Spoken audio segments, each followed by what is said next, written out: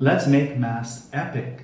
Let's try to make Mass something where kids of all ages aren't just not bored, but become fascinated and learn a path of growing their hearts and minds and souls every Mass.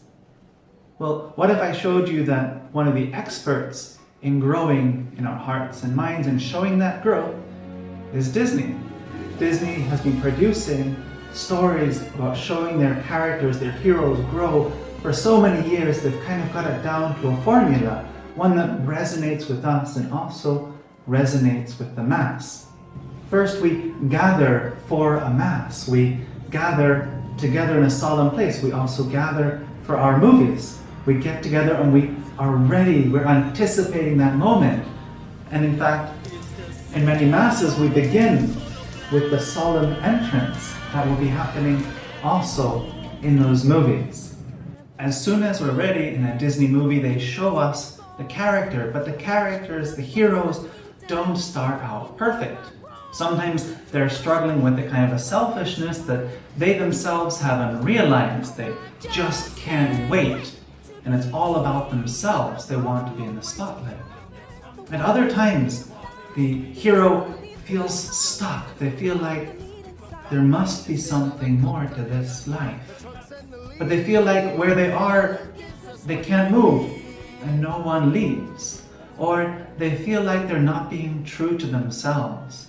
They feel like they've failed, or they're disappointed in who they are, or they feel like they're afraid. And what they've done has hurt others, and so there are walls between themselves and others.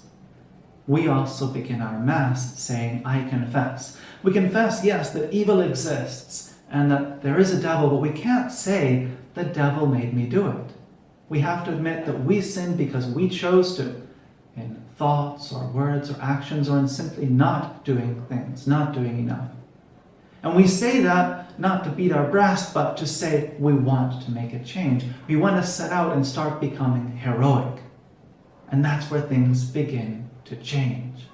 Once our heroes have decided to leave their old life behind, they go out to see how far they can go.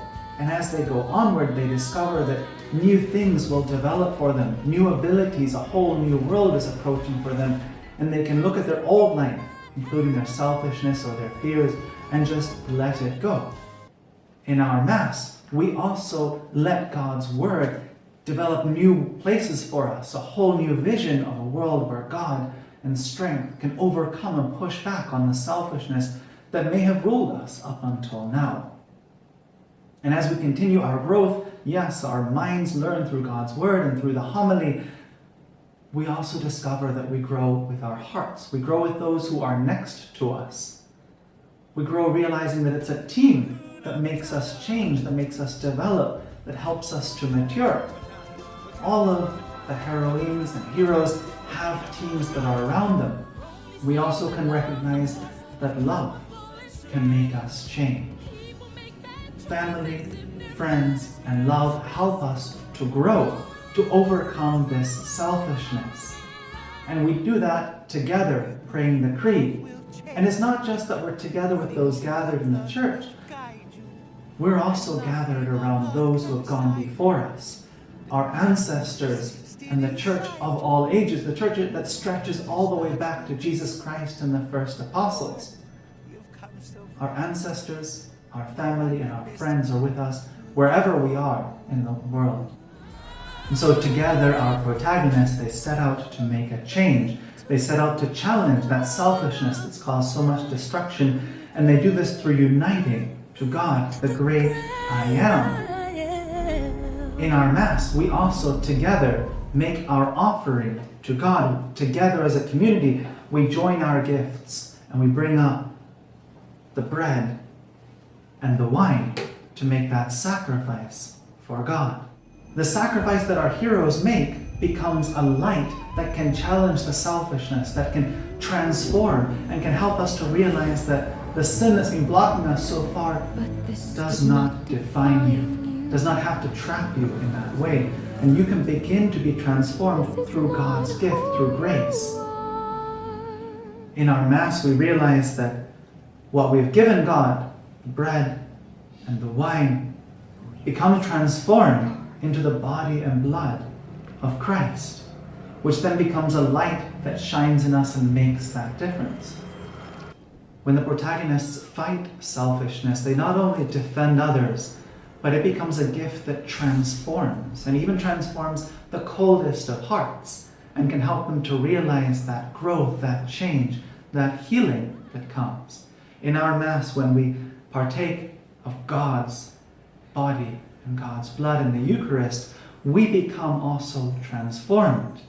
We can let that transformation touch us and change our own cold hearts, and also so that we can defend others.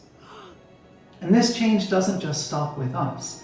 We now look out and we realize that the more our charity and kindness grows, the more suddenly we're transforming the whole community, and the heroes can look around and see that they have changed the people they live with.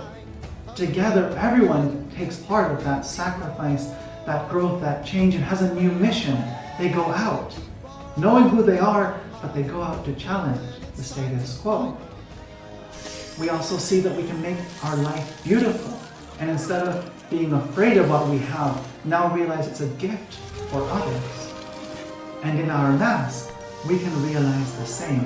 What we have received from God, the unconditional love and forgiveness and grace, becomes our mission to change our community and to offer our gifts to others.